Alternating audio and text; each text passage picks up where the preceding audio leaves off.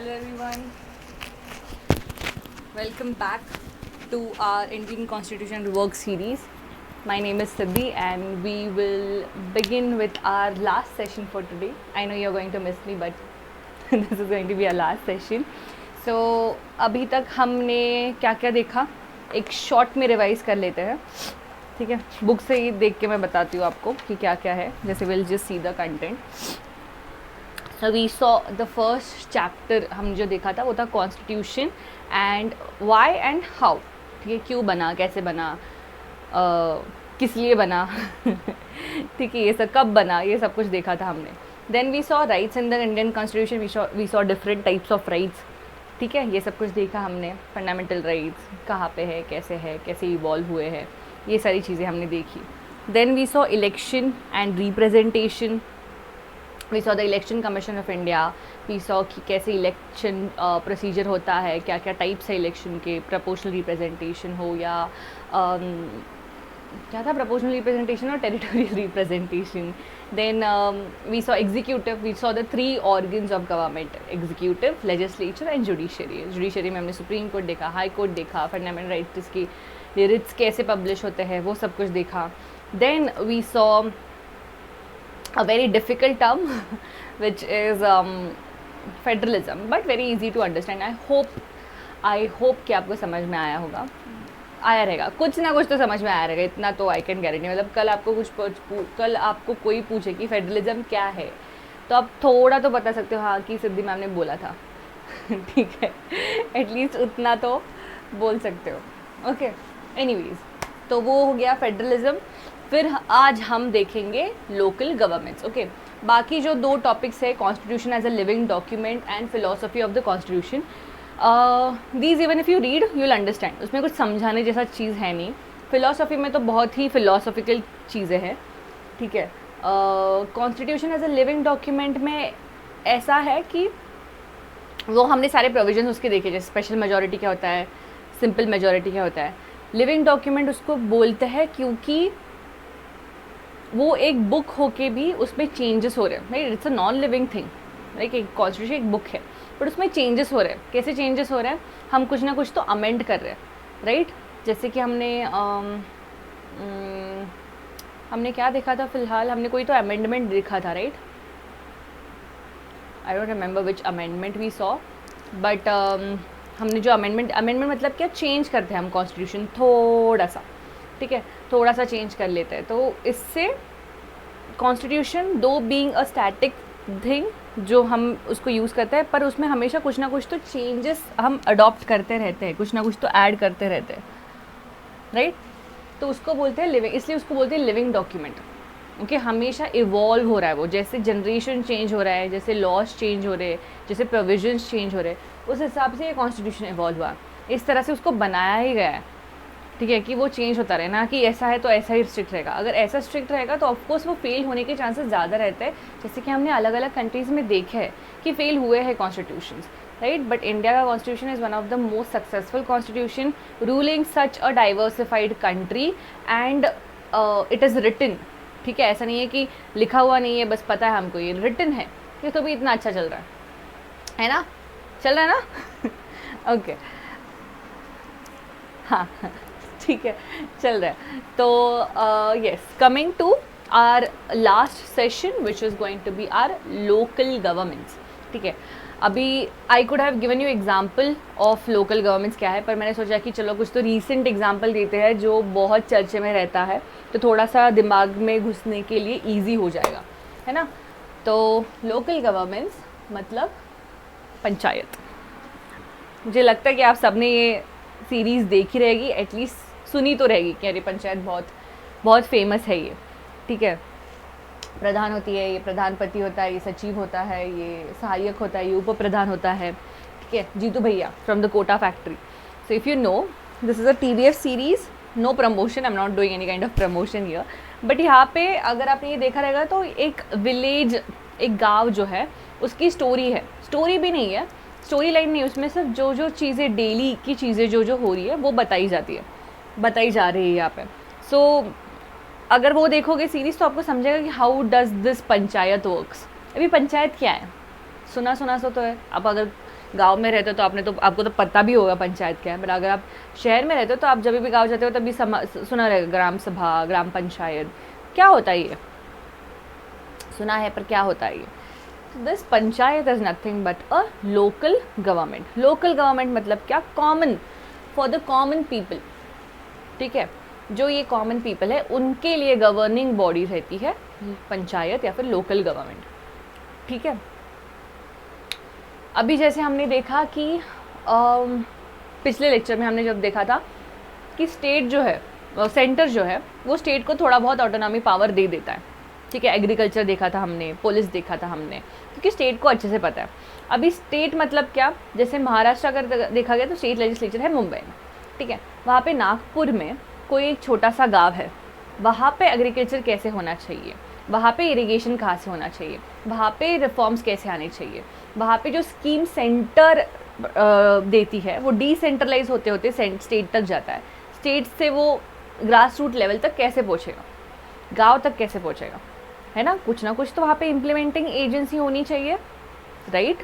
So this power और this duty, to suffice this duty, this local governments were introduced. ठीक है, तो जैसे हमने देखा there is a centre government या नेशनल गवर्नमेंट या यूनियन गवर्नमेंट, बोलो जो बोलना है उसको बोलो। ठीक है, दिख रहा है? ठीक है,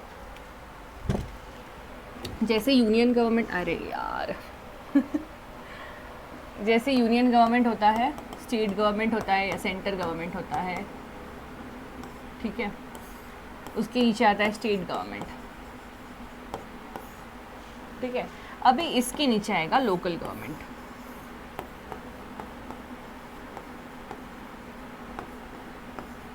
urban as well as rural.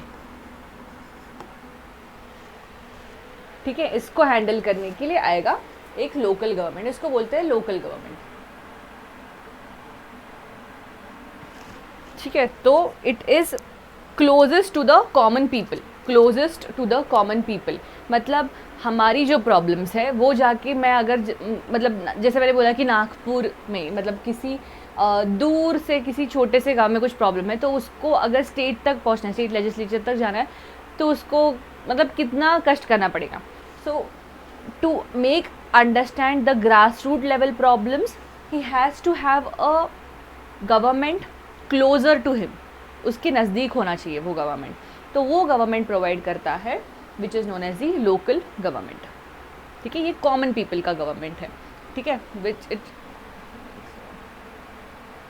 Common people का गवर्नमेंट है। ठीक है, तो लोकल प्रॉब्लम सॉल्व करने के लिए लोकल सॉल्यूशन जो दिया गया है that is this local government. Okay, तो यहाँ पे पार्टिसिपेंट्स कौन होंगे, कौन होगा लोकल गवर्नमेंट का? यही लोग जो लोकल लोग हैं, जो कॉमन पीपल है, जो लोग गांव में बसते हैं, वही लोग होंगे इस लोकल गवर्नमेंट का हिस्सा। ठीक है, असली गांव कहाँ पे बसता है? अगर असली भारत देखना है, ऐसा बोला जाता है ना कि अगर आपको असली भारत देखना है तो कहाँ जाइए? गांव में जाइए। ठीक है, तो गांव में जाने के लिए गांव के लोग भी तो खुश होने चाहिए वहाँ पे, तो वहाँ पे इसलिए गवर्नमेंट बिठाया जाता है। अगर उनको कुछ प्रॉब्लम तो वो कहाँ पे बताएंगे? वो लोकल गवर्नमेंट में जाके बताएंगे ना कि सेंटर में जाके, दिल्ली में जाके अपनी प्रॉब्लम बताएंगे या मेल लिखेंगे या खत लिखेंगे, right? So their problems, their solution should come from a person, should come from a government which is closest to them, which is the local government. ठीक है, तो यहाँ पे होता है लोकल पार्टिसिपेशन। अब ये क्यों लाया गया है? व्हाट इज़ द रीज़न कि इसको क्यों लाया गया है लोकल पार्टिसिपेशन को? क्योंकि डेमोक्रेसी है भाई, डेमोक्रेसी है ना। अभी आप पूछोगे डेमोक्रेसी और इसका क्या संबंध है? Democracy is government of the people and by the people.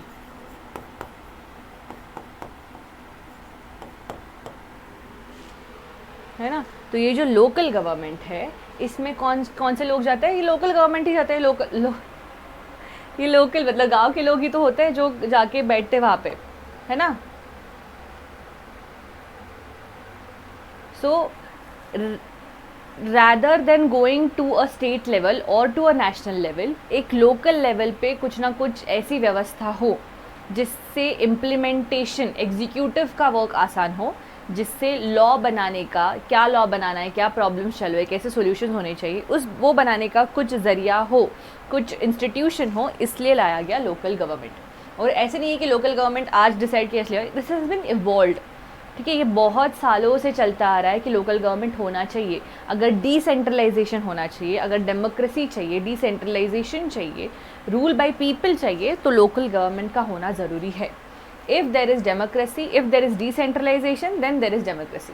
और democracy means decentralisation and governing power of the people. लोगों के पास गवर्निंग पावर होनी चाहिए, है ना। ये लोग क्या बोलेंगे, आपने स्टेट के पास रख दिया है, हमारा क्या हिस्सा है उसमें, हमने एक बार वोट कर दिया हो गया, नहीं, हमारे प्रॉब्लम्स यहाँ पे सॉल्व हो गए, ये लोग आपके पास जाएंगे, फिर आप उनके पास जाओगे, है ना। This is how the democracy, मतलब डेमोक्रेसी प्रूव करने के लिए, डिसेंट्रलाइजेशन प्रूव करने के लिए this local government was introduced. Okay, तो जैसे मैंने कहा कि आज डिसाइड हुआ और आज आया, ऐसा नहीं है। लोकल गवर्नमेंट का history is since years, is since before independence, मतलब इंडिपेंडेंस से पहले लोकल गवर्नमेंट्स एग्जिस्ट करते थे। ओके, सो हम इवोल्यूशन देखेंगे पहला कि how this evolution took place. Okay, evolution of local government. अभी थोड़ा अच्छे से ध्यान देके सुनना, ठीक है, लोकल गवर्नमेंट का इवोल्यूशन कैसे हुआ है। कुछ कंफ्यूजिंग वगैरह नहीं, ध्यान दे रहे मतलब कुछ कंफ्यूजिंग है या थोड़ा डिफ़िकल्ट है, ऐसा कुछ नहीं है। लोकल गवर्नमेंट का मैं सब आपको बताने वाली हूँ, क्यों कैसा इवोल्यूशन हुआ है, मतलब कब से स्टार्ट है, कहाँ तक जा रहा है। ठीक है, starting with our local government before independence.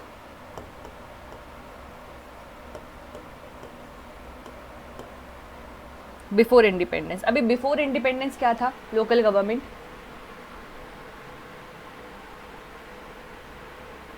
पता है क्या, कुछ आइडिया है लोकल गवर्नमेंट था या नहीं था। तो yes, local government did exist before independence in 1882, और इसका पूरा श्रेय, पूरा क्रेडिट जाता है रिपन को, who was the voice Roy. अभी वॉइस रॉय क्या है ये सब कुछ छोड़ो, वॉइस रॉय मतलब एक हेड समझ लो, ठीक है, एक हेड जो होता है उस हिसाब से, ठीक है। तो रिपन उस टाइम पे हेड था, लॉर्ड रिपन बोलते थे उनको, क्योंकि तभी उनकी वो पदवी होती थी, इसलिए लॉर्ड बोलते हैं, हमें बोलने की ज़रूरत नहीं है। बट येस, रिपन जो है, तो रिपन इन 1882 ही केम टू नो कि अगर हमें रूल करना है इंडिया पे, ठीक है, तो जो विलेजेस में रहते हैं लोग, ठीक है, जो ग्राम में रहते हैं लोग, उनके तक ये सेंट्रलाइजेशन या अथॉरिटी पहुंचनी चाहिए, ठीक है। अभी हम क्या करें, हमें गवर्नमेंट बाय पीपल चाहिए, इसलिए हम दे रहे। उधर क्या था कि हमारा जो रूल है वो वहाँ तक पहुँचना चाहिए, इसलिए दे वांटेड कि कुछ लोकल गवर्नमेंट हो। एंड सो रिपन ने तभी इन 1882 लोकल गवर्नमेंट्स, लोकल बोर्ड चालू किए थे, जहाँ पे ये लोग लोकली जाके बैठते थे एंड वहाँ पे प्रॉब्लम्स, मतलब प्रॉब्लम्स नहीं, वहाँ पे प्रॉब्लम्स बढ़ाते थे बट तभी से लोकल बोर्ड्स थे, ठीक है। ऐसा नहीं कि सिर्फ प्रॉब्लम्स ही बढ़े, कुछ कुछ अच्छी चीज़ें भी की है, बट ठीक है, वो इग्नोर कर सकते हैं हम। इतना बुरा किया तो अच्छा कौन समझ के लेगा, हम ही होते हैं वो डिप्लोमैट्स जिनको अच्छा भी देखना रहता है बुरी चीज़ों में। ओके, तो ये है 1882 के टाइम के, ठीक है। बिफोर इंडिपेंडेंस जब ब्रिटिशर्स के लॉज बहुत स्ट्रिंजेंट हो गए थे, तभी भी लाइक इन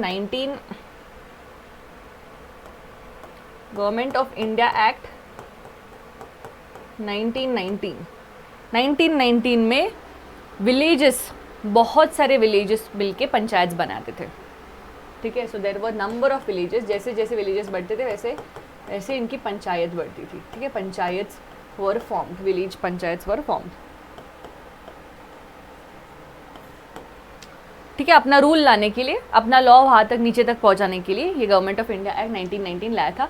प्लस इसमें जो है, इसमें कॉन्स्टिट्यूशनल, इसमें जो हमारे फ्रीडम फाइटर्स थे उनका भी कॉन्ट्रीब्यूशन था। इवन दे वांटेड कि ऐसे हो, ठीक है, वहाँ तक लोगों तक लॉ पहुँचे, जो भी हो रहा है उनको समझे, ठीक है। So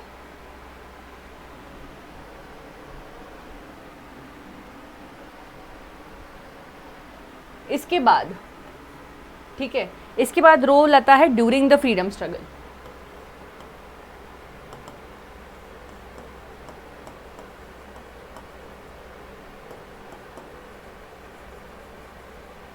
during the freedom struggle क्या हुआ आपको पता रहेगा कि गांधी जी जो थे, जब उन्होंने 1915 में पहले आए, तब उन्होंने पहले भारत दर्शन किया, ठीक है। उन्होंने देखा कि लोग कहाँ पे है, क्या है प्रॉब्लम्स, ग्रास रूट लेवल तक जाके प्रॉब्लम चेक किया उन लोगों ने, है ना। तो वैसे ही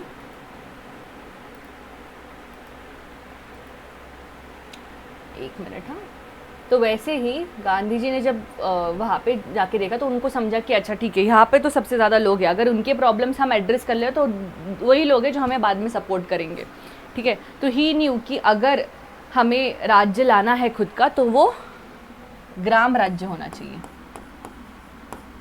ग्राम rajya means local government, not Ram Rajya. He supported ग्राम राज्य, ओके। सो ही प्रमोटेड ग्राम राज्य। तो यहाँ पे during the freedom struggle Gandhi ji promoted कि कैसे, ये वर्ड याद रखना, ग्रास रूट डेमोक्रेसी होना चाहिए। ग्रास रूट डेमोक्रेसी होना चाहिए, डिसेंट्रलाइजेशन होना चाहिए, नीचे तक ग्रास तक जाना चाहिए, ये ग्रास से डेमोक्रेसी आनी चाहिए, grass root democracy, okay. The lowest level of people also should be participating in the governments, ठीक है, इसलिए लोकल गवर्नमेंट्स। समझ में आ रहा है, ओके। ये तो हो गया during freedom struggle, this is before freedom struggle. Then comes our real time, that is after independence, ठीक है। अभी क्या हुआ था कि हमें जस्ट इंडिपेंडेंस मिला था, यहाँ पे देर वर जूनागढ़, हैदराबाद जैसे जो प्रिंसली स्टेट्स थे, they were not even ready to come into India, right. मतलब किंग्स थे, they were not ready to come into India. So इतने सारे प्रॉब्लम्स थे। अगर तभी हम लोकल गवर्नमेंट बनाते, तभी हम बोलते कि अच्छा आपके यहाँ पे आप खुद गवर्नमेंट बनाओ, जो गाँव है वहाँ पे, तो डर रहता था, राइट। डर होगा ना कि अगर वो भी कुछ बाद में बोले कि नहीं हमारा तो ट्रेडिशन अलग है, हमको भी अलग ऑटोनॉमस चाहिए, मतलब स्टेट के अंदर अंदर ही स्टेट बनने चालू हो जाते थे, राइट। ये डर था जवाहरलाल नेहरू को कि ये लोकल थ्रेट्स है, इसलिए। और इससे बहुत बड़े बड़े प्रॉब्लम्स थे तभी हमारे यहाँ पे पॉवर्टी था, इलिटरेसी थी, इनइक्वालिटी था, ठीक है। तो इसको पहले एड्रेस करेंगे ना हम। फाइनेंशियल बर्डन था हमारे यहाँ पे, तो इसको पहले एड्रेस करना था हमें। So we were focusing on these thing rather on local government, right. Ambedkar जो थे, अम्बेडकर जी, डॉक्टर अम्बेडकर जो थे, उनको लगा कि अगर हम अभी लोकल गवर्नमेंट देंगे, रिप्रेजेंटेशन देगा, तो जो ये दलित है, ठीक है, उनको रिप्रेजेंटेशन नहीं मिलेगा, ठीक है। शायद उनको मिले भी, फिर भी वो ऑप्रेस हो जाए, राइट। तो ये भी डर था उनको। तो इसलिए लोकल गवर्नमेंट्स, ये जो चीज़ थी ये इनके दिमाग में थी, but they had a fear कि maybe this does not work in a positive way, जैसा होना चाहिए लोकल गवर्नमेंट, पर अभी नहीं। सो इसलिए उन्होंने क्या किया, उन्होंने कॉन्स्टिट्यूशन में इसको नहीं डाला लोकल गवर्नमेंट को, बट कॉन्स्टिट्यूशन में नहीं डाला, but they included it in the DPSP. आपको अगर याद होगा, DPSP is the directive principle for the state policy. मतलब अगर स्टेट को कुछ पॉलिसीज़ बनाना है तो उसको याद रखना है कि ये उनके गाइडलाइंस है। तो इसलिए local government is a DPSP, कि आपको लोकल गवर्नमेंट, आपको ग्रास रूट डेमोक्रेसी लानी है, plus it is a state subject. बराबर है ना। अभी इस पे तो यूनियन सेंट्रल गवर्नमेंट लॉ नहीं बना सकता, स्टेट को ही बनाना पड़ेगा लॉ, राइट। तो this is a state subject. So इसीलिए बहुत लेस इंपॉर्टेंस दिया गया था, पर मेंशन करके गए थे कि करना है, ये याद रखो, कभी ना कभी तो करना है, ठीक है।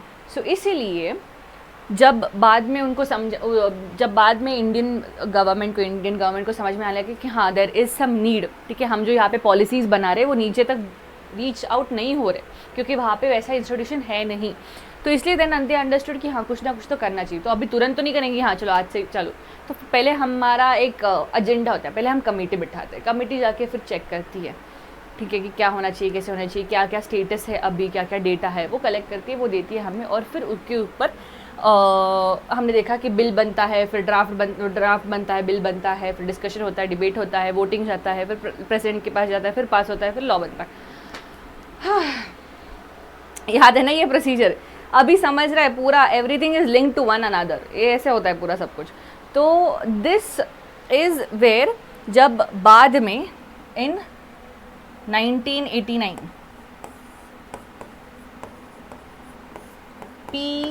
के Thangan committee,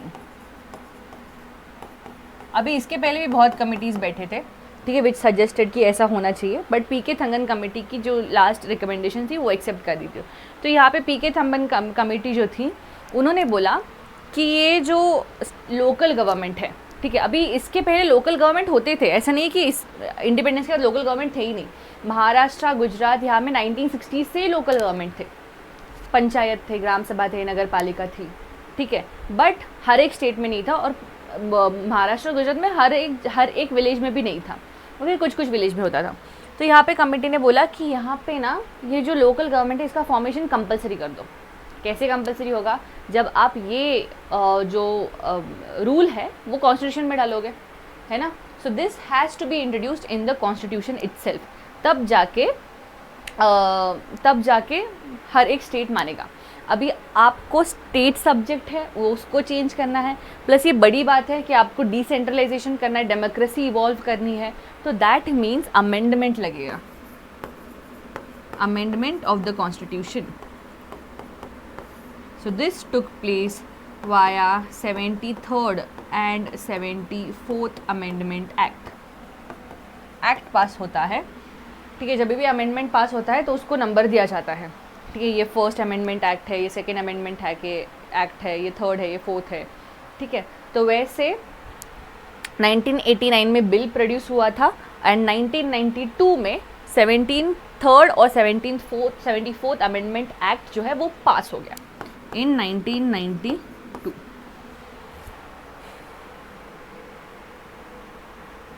okay, understanding?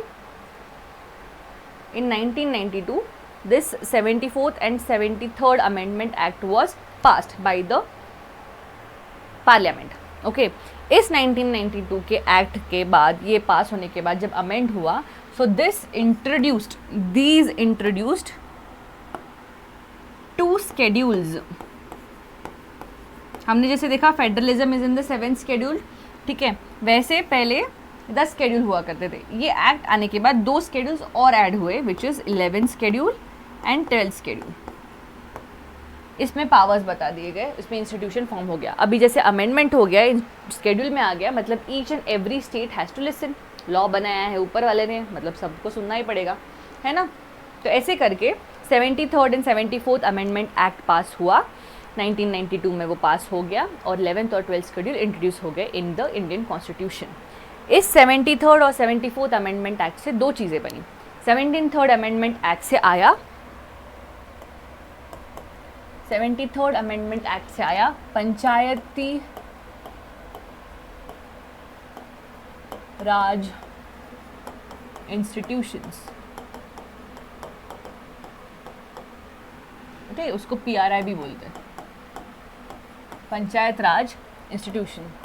74th amendment act, मतलब ये है 11th शेड्यूल, 12th शेड्यूल से आया अर्बन लोकल गवर्नमेंट या फिर म्यूनसिपैलिटीज।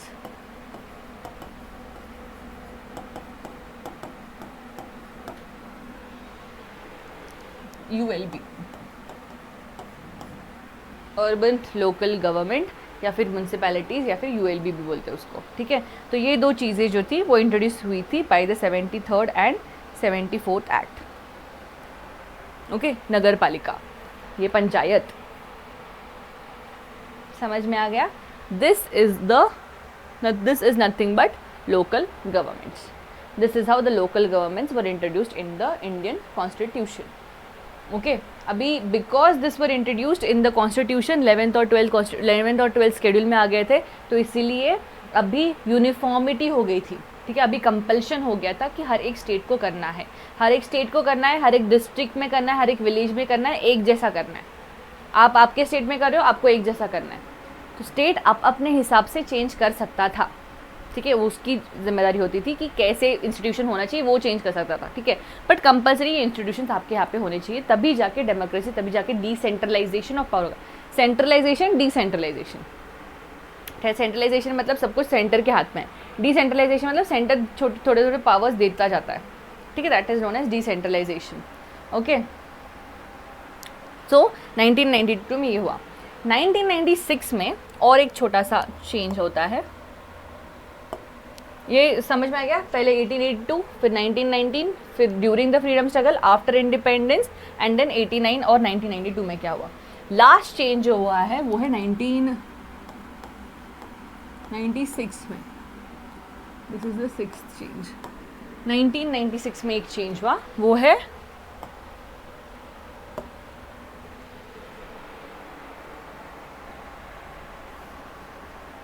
सॉरी 1996 में चेंज हुआ कि पहले ना ये जो इंस्टीट्यूशन जो बने थे तो they were not extended to those areas जहाँ पे आदिवासीज हुआ करते थे, ठीक है, क्योंकि उनके ट्रेडिशंस, उनके लॉज बहुत अलग होते थे, तो इसलिए उनके यहाँ तक एक्सटेंड नहीं हुआ था। बट 1996 में रिकमेंडेशन आया एंड देन 1996 में बताया गया कि आदिवासी एरियाज जो है वहाँ पे भी ये इंस्टीट्यूशंस बैठाए जाएंगे, ठीक है। I hope you have understood this. Evolution important है, याद रहना चाहिए, इजी है, इसमें कुछ बहुत बहुत फैक्ट्स ऐसे कुछ नहीं। 73rd 74th अमेंडमेंट एक्ट, पीके थंगन कमेटी, बस, बाकी तो बहुत लॉजिकली इजी है ना। मैम आप सब कुछ ईजी ही बोलते हो, ऐसे बोलोगे आप है भाई, ये बहुत इजी है। आपको भी बाद में दो बार पढ़ लिया ना ये एनसीईआरटी, फिर आपको लगेगा यार ये बहुत इजी है यार। इसके लिए मैंने क्लासेस देखे थे मैम के, क्या सिखाया है सिद्धि ने कुछ नहीं सिखाया, ऐसे खुद बोलोगे बाद में। एनीवेज, यस, नेक्स्ट हम देखते हैं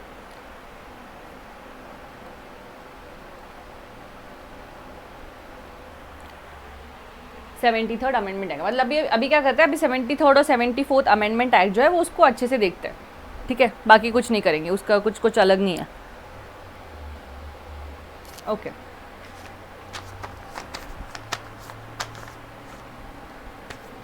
चलो, let's see 73rd amendment act.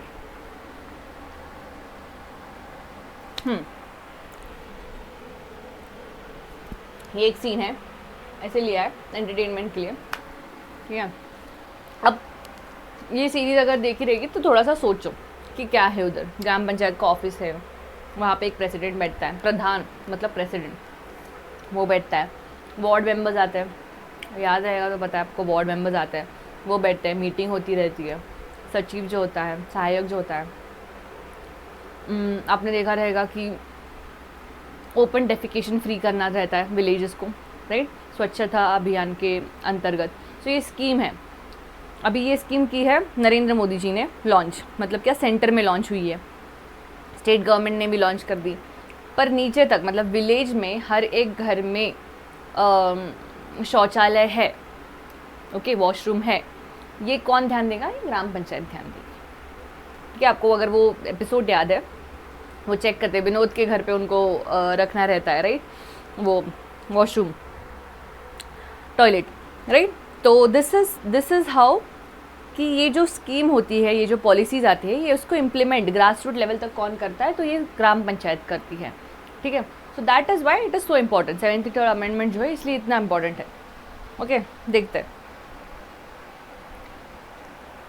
तो पहले भी होता था, जैसे मैंने बोला कि महाराष्ट्र गुजरात में पहले भी थे, पर अभी यूनिफॉर्मिटी है, मतलब अभी जैसे महाराष्ट्र में एक डिस्ट्रिक्ट में होगा या एक विलेज में होगा, वैसे ही दूसरे विलेज में होगा, गुजरात में जैसे एक विलेज में होगा वैसे ही दूसरे विलेज में होगा, सो यूनिफॉर्मिटी आ गई है, ठीक है। तो everywhere usually there is a 3-tier government,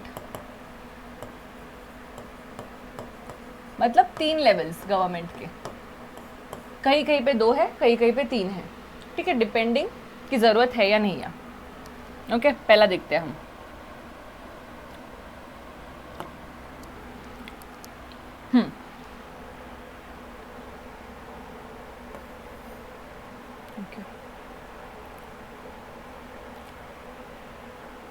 पहला देखते हैं कि पहला क्या है। पहला इट इज़ जो हमने देखा था कि ग्राम पंचायत होती है ना, ग्राम पंचायत है, वही है सबसे इम्पोर्टेंट वाला। तो एक विलेज है, समझ लो, too much colourful I am doing, this is a village. ऐसे बहुत सारे विलेजेस है या फिर एक विलेज है, एक विलेज या 2-3 विलेजेस मिलके एक साथ पंचायत बनाते हैं। ठीक है, अभी एक गांव है या 2-3 गांव जो छोटे छोटे गांव है उनको एक साथ मिला के पंचायत बना दिया। ठीक है, उसको बोलते हैं ग्राम पंचायत। ग्राम पंचायत को हेड कौन करता है? प्रधान करता है, प्रेसिडेंट करता है, वाइस प्रेसिडेंट रहता है, वार्ड मेंबर्स रहते हैं। ठीक है, इसके ऊपर मतलब ये तो विलेज हो गया, अभी विलेज के ऊपर होता है, एक सेकेंड,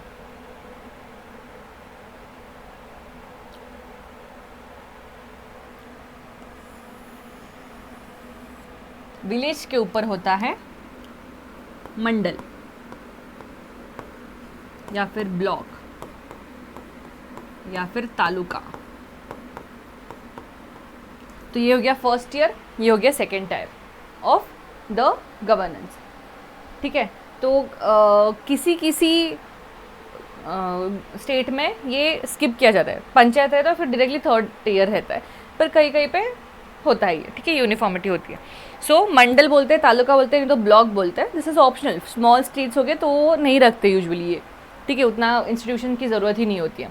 तो स्मॉल पहला तो होता है ये विलेज, फिर होता है ये मंडल। ठीक है,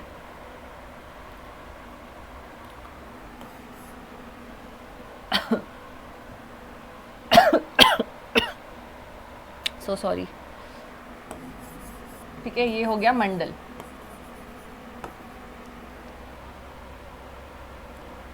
then on the third level there is one more, अरे यार ये ना इतना इरिटेटिंग है।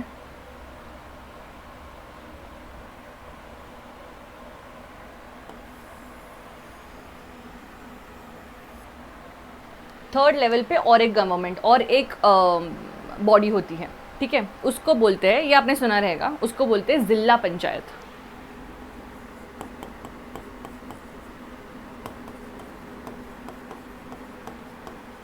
ठीक है, एक हो गया ग्राम पंचायत, एक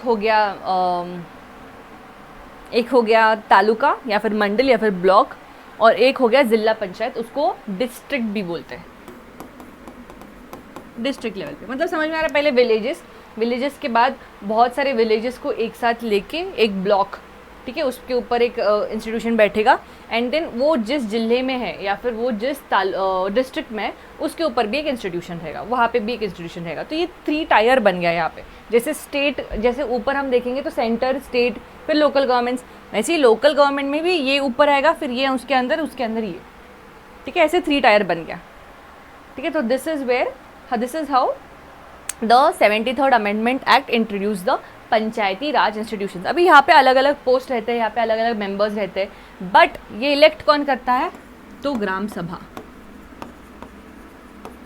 इसके साथ ग्राम सभा भी कंपोज हुई थी। ग्राम सभा मतलब वो सारे लोग जो वोट कर सकते हैं, मतलब अब 18 ईयर्स, यूनिवर्सल एडल्ट सफरेज जिनके पास रहेगा वो।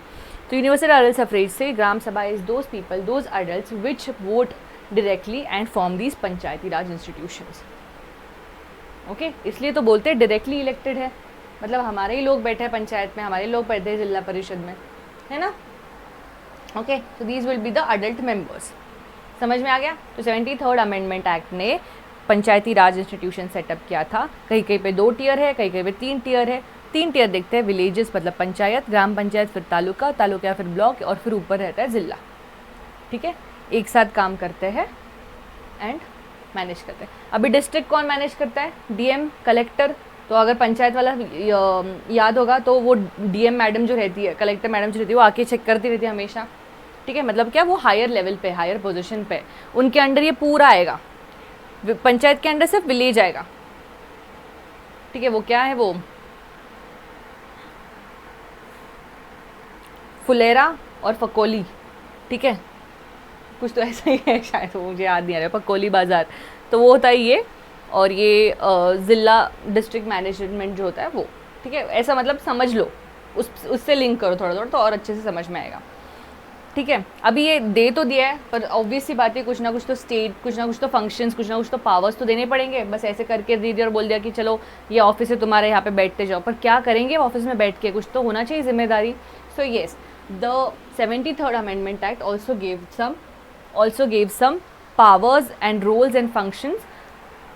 Who gave it? The state legislature gave it. ठीक है, सेंटर ने बोला कि होना चाहिए, कैसे होना चाहिए वो स्टेट डिसाइड करेगा, क्योंकि स्टेट सब्जेक्ट है, ठीक है। तो स्टेट ने डिसाइड किया, ठीक है बाबा मैं बताता हूँ कि कैसे होगा, हर एक इसमें अलग अलग होगा। तो अभी पहले तो हम देखते हैं कि क्या क्या होता है। इलेक्शंस होते हैं, इलेक्शंस जो होंगे डायरेक्टली इलेक्टेड होते हैं। यहाँ पे इनडायरेक्टली कैसे करेंगे ना, डायरेक्टली इलेक्शंस हो गए, कितने साल के लिए, 5 years के लिए, 5 साल के लिए, ठीक है। अगर state legislature, state government dissolve करती है ये ग्राम पंचायत या फिर जिला परिषद को, तो फिर री इलेक्शन होता है, तुरंत इलेक्शन होना चाहिए, ऐसे ही उनको वेकेंट नहीं रखता है, विद इन 6 months। ये भी प्रोविज़न है, 6 महीने के अंदर ही वापस इलेक्शन होके इनको वापस बैठाना चाहिए, if it is dissolve before 5 years। 5 years के बाद तो वैसे भी इलेक्शन होना है, 5 years के पहले अगर हो गया तो ठीक है, तो उनको 6 महीने के अंदर ही इलेक्शन वापस करवाने हैं। ओके, अभी इलेक्शंस कौन करवाएगा, क्या इलेक्शन कमीशन आएगा? हमने इलेक्शंस के टाइम पे देखा था, लोकसभा राज्यसभा के इलेक्शंस के टाइम पे कौन करवाता है elections? The election commission of India. अभी आप सोचो, इलेक्शन कमीशन ऑफ इंडिया के हर गांव में जाके इलेक्शन करवाएगा, ऑलरेडी उनके पास लोग कम है नहीं, राइट। सो यहाँ पे जैसे सेंटर में चीफ इलेक्शन कमिश्नर होता है, इलेक्शन कमीशन ऑफ इंडिया होता है, वैसे ही हर एक स्टेट में एक स्टेट इलेक्शन कमीशन होता है।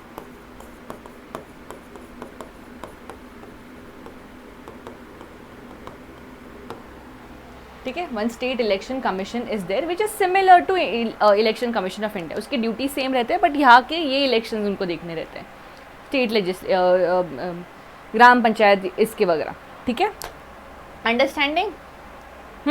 तो ऐसे होते हैं इसके इलेक्शंस। नेक्स्ट देखेंगे हम रिजर्वेशन, ठीक है। अभी ये भी वापस याद करो कि प्रधान कौन रहता है यहाँ पे, मंजू देवी है ना, ये प्रधान रहती है, ये रहता है प्रधानपति। प्रधानपति करके कोई पोस्ट है नहीं, वो खुद उन्होंने बनाया है कि मैं प्रधानपति हूँ, मतलब मेरी भी कोई पोस्ट है, ठीक है। अभी ये क्यों बनी है, अगर इसको बनना ही है तो ये क्यों नहीं बन सकता है, क्योंकि है रिजर्वेशन। इससे मतलब इस जगह से सिर्फ एक महिला ही खड़ी रह सकती है for the purpose of election, ऐसा रिजर्वेशन है in the gram panchayat, in the Panchayati Raj institution. कितना, 1/3 ऑफ द सीट्स, जितने भी सीट्स है उसमें 1/3 शुड बी विमेन, सिर्फ महिला ही होनी चाहिए। अभी पुरुष प्रधान सोसाइटी हमारी, यहाँ पे महिला को तो आने नहीं देंगे in the villages, you know what is the situation even now, तो वहाँ पे तो होगा नहीं ये।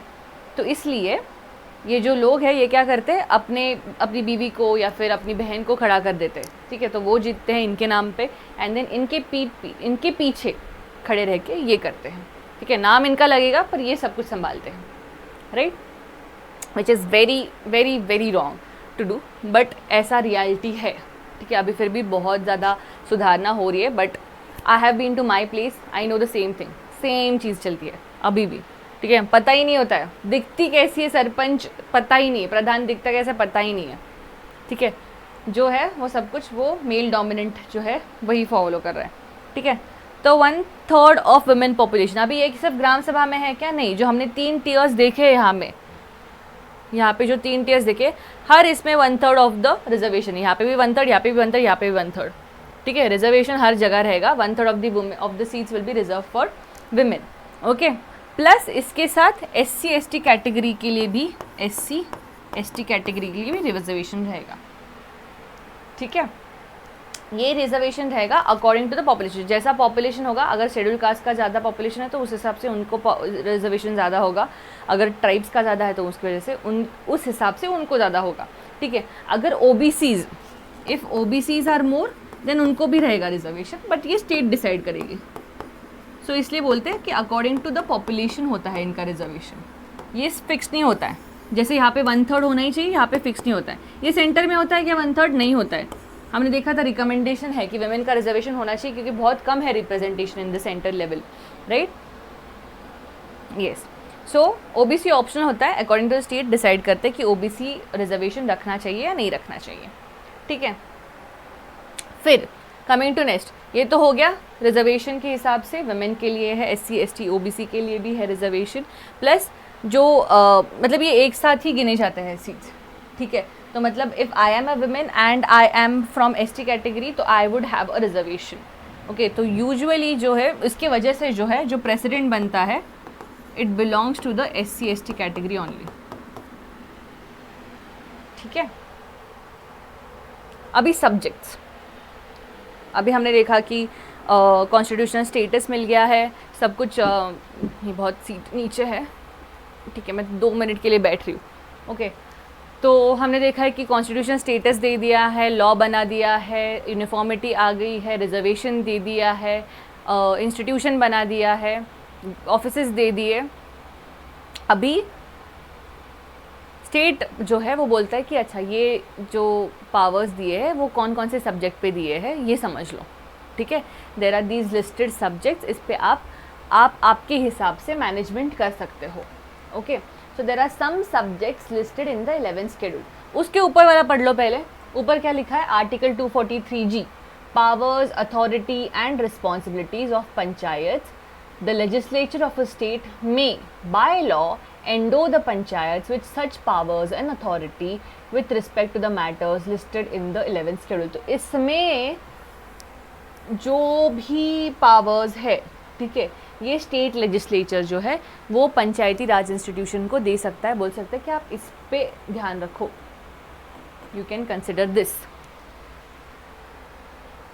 ठीक है, इस पे अथॉरिटी दे सकता है कि ड्रिंकिंग वाटर कहाँ से आएगा, कहाँ जाएगा, कैसे जाएगा, इसके ऊपर आप देखो, इसके ऊपर आप प्रोविजन बना दो, देख लो कि कैसे अरेंजमेंट करना है, रूरल इलेक्ट्रिफिकेशन कैसे होना चाहिए, ठीक है। यहाँ पे मैं हाँ रूरल हाउसिंग, ठीक है, ये एग्जांपल अगर पंचायत देखा रहेगा, वापस मैं एग्जांपल देती हूँ, पंचायत दिया रहेगा तो आपने देखा रहेगा कि प्रधानमंत्री आवास योजना जो है, आवास योजना मतलब घर देना, ठीक है, पक्का घर देना, ना कि झोपड़ी, पक्का घर देना मतलब सीमेंट वाला घर देना, उसको बोलते हैं रूरल हाउसिंग। तो अभी किसको घर मिलना चाहिए, किसके इकोनॉमिक के स्टेटस के हिसाब से मिलना चाहिए, ये कौन डिसाइड करता है, ग्राम पंचायत डिसाइड करती है, ठीक है। तो रूरल हाउसिंग इज डिसाइडेड, तो ये अथॉरिटी किसको दे दी, ग्राम पंचायत को दे दी, समझ में आ गया, ठीक है। ये वैसे सब कुछ देखा जाता है, अगर मतलब this depends on the state government कि वो कौन से पावर्स देना चाहता है उस हिसाब से, ठीक है। ओके अभी नेक्स्ट चीज़ है कि हाँ पहले एक बार पढ़ लेते हैं क्या, agriculture, irrigation, water management and watershed development, small scale industries including fruit processing, rural housing, drinking water पीने का पानी, roads, culverts, rural electrification, poverty, education, ठीक है, हेल्थ, सैनिटेशन, PHC जो होते हैं, women and child development, social welfare, PDS, public distribution system, ये सारी चीज़ें कौन देखता है, ये सारी चीज़ें कौन देख सकता है, ग्राम पंचायत देख सकता है, when the state allows to do so. Okay yes everything covered, ठीक है। तो ये सब कुछ मेंशन किया है इन द 11th शेड्यूल। वापस याद करो, 73rd और 74th अमेंडमेंट एक्ट ने 2 शेड्यूल दिए थे, एक 11th एक है 12th। 11th है पंचायती राज इंस्टीट्यूशंस के लिए और 12th है अर्बन लोकल गवर्नमेंट्स, नगर पालिका या फिर म्यूनसिपैलिटीज़ के लिए। ओके ठीक है यस तो अभी उन्होंने पावर्स दे दिए, ड्यूटीज़ दे दिए, बता दिया ये करना है। पैसा कौन देगा, क्या किसान पैसा देता है, टैक्स भरता है? नहीं, राइट? भरता है क्या? नहीं, राइट? तो पैसे आएंगे कहाँ से, पैसे देगा कौन? तो there is a finance commission. तो स्टेट बोलता है मैं देता हूँ पैसे, ठीक है, सेंटर जो मुझे थोड़े बहुत पैसे देंगे उसमें से मैं आपको दे दूँगा, ठीक है। तो स्टेट देता है पैसे, पर कितने पैसे देंगे, कहाँ से पैसे देंगे, कहाँ कहाँ जाने चाहिए पैसे, तो ये कौन डिसाइड करता है? ये डिसाइड करता है स्टेट फाइनेंस कमीशन। जैसे सेंटर में फाइनेंस कमीशन होता है जो डिसाइड करता है कि स्टेट और सेंटर में कैसे पैसे बांटे जाएंगे, वैसे ही स्टेट फाइनेंस कमीशन होता है जो डिसाइड करता है कि स्टेट और लोकल गवर्नमेंट में कैसे पैसे बांटे जाएंगे, ठीक है। यस सो ये जो स्टेट फाइनेंस कमीशन है ये भी ये कमीशन है, कमिटी है, ठीक है, कमीशन है। तो इसके भी मेंबर्स जो है वो बदलते हैं, हर 5 साल के बाद ये कमीशन बदलता है, ठीक है। उस हिसाब से वो एग्जामिन करती है पोजीशन की कैसे है, क्या सब कुछ नेसेसिटीज़ है, क्या ज़रूरत है, और उस हिसाब से रेवेन्यू डिस्ट्रीब्यूशन होता है। तो ये फंक्शंस एक बार देख लेते हैं। ये फंक्शन इम्पॉर्टेंट नहीं है, फिर भी देखते हैं एक बार आपको शायद। हाँ, तो these functions the distribution between the distribution between the union and the states of the net proceeds of taxes which are to be divided between them, allocation between states, मतलब क्या कि सेंटर और स्टेट में allocation जो होता है funds का वो फाइनेंस कमीशन करती है। स्टेट फाइनेंस कमीशन के बारे में नहीं बात करूँ मैं, फाइनेंस कमीशन के बारे में बात करूँ। This is about the finance commission, ठीक है। Measures decided to augment the consolidated fund of India. अगर याद है मैंने बोला था कि सैलरी जो होती है जजेस की वगैरह तो वो कंसोलिडेटेड फंड से आती है, ठीक है। तो कैसे रिसोर्सेज पंचायत और recommendation to the finance state commission, ठीक है। The measures needed to augment consolidated fund, I think you don't have to read this, ये आपको नहीं तो बहुत कंफ्यूज हो जाएगा। ये मैं आपको बता रही हूँ कि ये फाइनेंस कमीशन जो होता है सेंटर, वो उसके क्या फंक्शंस रहते हैं, ठीक है। सिमिलरली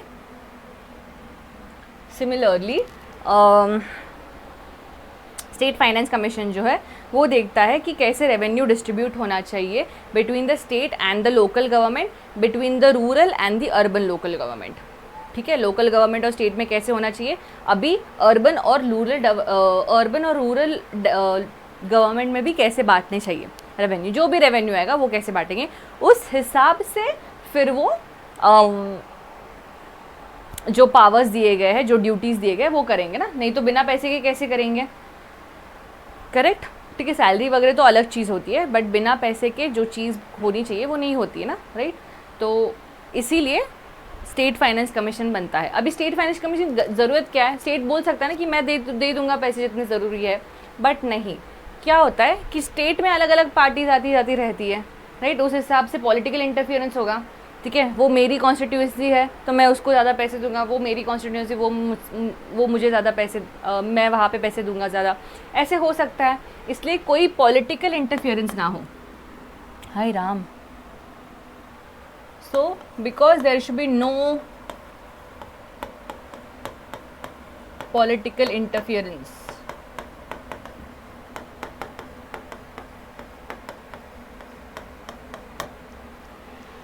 पॉलिटिकल इंटरफियरेंस ना हो, इसलिए स्टेट फाइनेंस कमीशन बताया जाए, जो एक इंडिपेंडेंट बॉडी होगी और वो बताएगा कि कैसे डिस्ट्रीब्यूट करना है रेवेन्यू, ठीक है। टैक्सेस आएंगे तो उसको कैसे करना है, ठीक है। ये सब कुछ डिसाइड करता है स्टेट फाइनेंस कमीशन, ओके, ठीक है, समझ में आ गया। तो this is how the whole Panchayati Raj institution that was created by the 73rd amendment act is managed, is administered. Fine. Similarly आता है 74th अमेंडमेंट, आपने ये नगर पालिका देखे रहेंगे, ठीक है। This is at the urban level,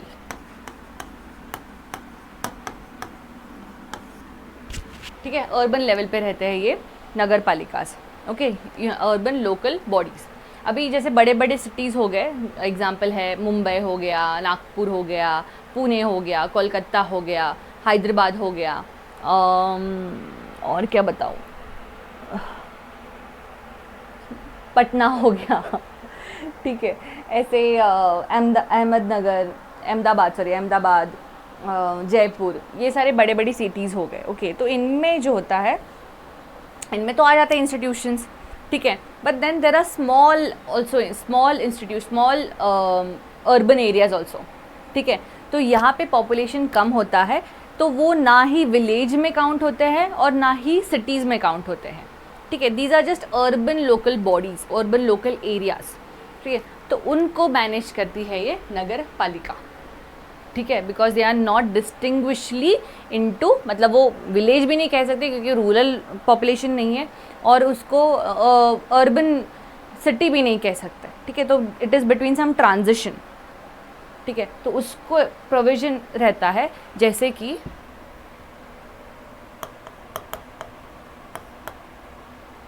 (2011) 2011 के सेंसस के हिसाब से अगर एक एरिया है, ठीक है, वहाँ पे अगर पॉपुलेशन 5000 से ज़्यादा है, तो वो सिटी तो नहीं है पर 5000 से ज़्यादा है, तो वहाँ पे ये नगर पालिका बैठ सकती है, ठीक है। देयर कैन बी दिस नगर पालिका, पर मिनिमम इतना पॉपुलेशन होना चाहिए, minimum population should be at least 5000, ठीक है, प्लस ये एक कंडीशन हो गया। दूसरा कंडीशन है कि 75% ऑफ द मेल पॉपुलेशन, वहाँ पे जितने मर्द है, ठीक है, 75% of the male should be involve into non agricultural activity.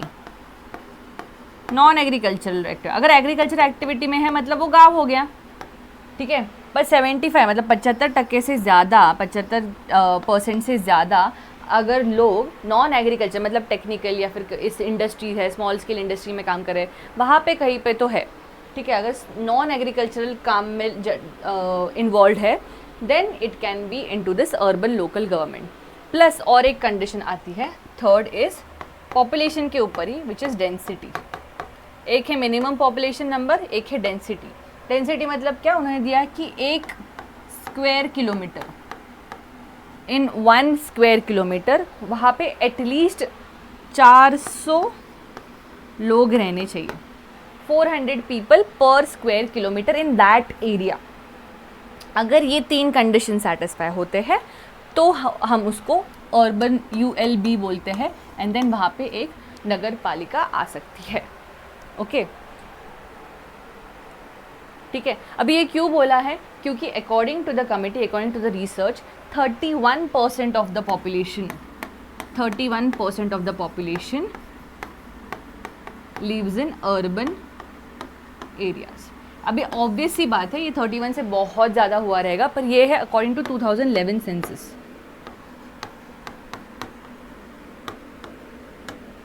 2011 के सेंसस के हिसाब से उन्होंने बताया ये कि 31%, अभी तो 40% हुआ रहेगा, चेक कर लो एक बार।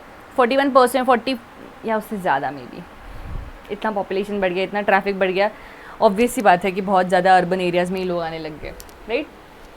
सो 31% of the population area lives in urban areas, तो इसलिए अर्बन बॉडीज़ होने चाहिए, इंस्टीट्यूशंस होने चाहिए जो वहाँ के प्रॉब्लम्स वो सॉल्व कर सकते, वहाँ पे इम्प्लीमेंटेशन वो कर सकते। इसलिए अभी उनके लिए इलेक्शंस, उनके लिए फंडिंग, उनके लिए रिप्रेजेंटेशन, उनके लिए रिजर्वेशन, ये सब कुछ सेम होता है according to the 73rd amendment act, ठीक है। इनकी जो ड्यूटीज़ रहते, लिस्ट रहते हैं, वो थोड़ी अलग रहती है, ठीक है, बट बाकी सब कुछ सेम रहता है। सो 73rd 74th अमेंडमेंट में एक ही जैसे आया था, बस अलग अलग इंस्टीट्यूशंस पे हुआ था, अलग अलग जगह पे एप्लीकेशन हुआ था, इसलिए थोड़ा अलग है, बाकी everything is same. So this was all about the local government which included the 73rd and 74th amendment. अभी अगर नींद में भी कोई पूछे ना आपको कि 73rd और 74th अमेंडमेंट एक्ट क्या है, तो आपको आना चाहिए। इतने बार मैंने बोला है, जैसे मैंने बोला है 3 ऑर्गन्स ऑफ गवर्नमेंट कौन से हैं, वैसे मैंने ये 73rd 74th बोल बोल के परेशान हो गई हूँ मैं, ठीक है। तो आपको ये याद आना चाहिए, पता होना चाहिए कि कब इंट्रोड्यूस हुआ था पीके थंगन कमेटी, फिर 1992 में अमेंडमेंट आया था, 96 में एक चेंज हुआ था छोटा सा, ठीक है। ये सब कुछ याद आना चाहिए, 3 टायर याद आना चाहिए। ओके, इजीली समझाया है, मैं आशा करती हूँ कि आपको ये समझ में आया हो। ओके, तो ठीक है, समझ में आया है। State finance commission, subject, reservation, elections, 73rd evolution, ये इंपॉर्टेंट है, ठीक है। लोकल गवर्नमेंट्स क्या होते हैं, क्यों करना चाहिए, ठीक है। So this completes our Indian constitution at work वाला book, okay, and this completes my journey with you guys, at least for this part. Okay, शायद वापस मुलाकात होगी, आई डोंट नो। ओके, तब तक के लिए bye, take care, study well, make yourself consistent enough कि आप पढ़ो। हार्ड वर्क की ज़रूरत है, स्मार्ट वर्क की ज़रूरत है। अगर आप अभी चालू कर रहे हो पढ़ना, तो NCERTs are the basic source to understand each and every subject. Make sure कि आप हर एक सब्जेक्ट, वो इकोनॉमिक्स हो, ज्योग्राफी हो, हिस्ट्री हो, पॉलिटी हो, NCERT पढ़ो ताकि आपको और अच्छे से समझें, ठीक है। स्केलेटन नोट्स बनाना सीखो, जैसे हम छोटे छोटे नोट्स बनाते हैं यहाँ पे, वैसे बनाना सीखो ताकि वो अपने भाषा में लिखो, मतलब वो अच्छे से याद रहे। कंसिस्टेंट रहो, आज 1 घंटे पढ़ो तो कल भी 1 घंटा पढ़ो, ठीक है। धीरे धीरे ये नंबर ऑफ़ आवर्स बढ़ाओ, पर मेक श्योर कि रोज़ पढ़ो, थोड़ा नहीं पर थोड़ा कुछ तो एटलीस्ट। अगर आज कुछ भी नहीं पढ़े तो एटलीस्ट मैं रिविजन करके सो जाओ, इतना तो दिमाग में रहे, ठीक है। अगर कुछ भी हो जाए और 1 घंटा भी पढ़ाई नहीं हुई है तो मेक श्योर कि ये 1 घंटा का कंपनसेशन नेक्स्ट दिन करो, फिर 2 घंटे पढ़ना है, ठीक है। ऐसे करके अगर करोगे तो even the luck will be in your favour. And मैं दुआ करती हूँ कि आप जो भी एग्ज़ाम दे रहे हो वो आप पास हो जाओ, and maybe I can contribute a little via these lectures. And thank you, बहुत सारे कमेंट्स है, बहुत सारे सपोर्ट है, बहुत लोगों को पसंद आ रहा है lecture. I hope that we will come soon with more and more interactive sessions like this. And तब तक के लिए bye and best wishes. Bye guys.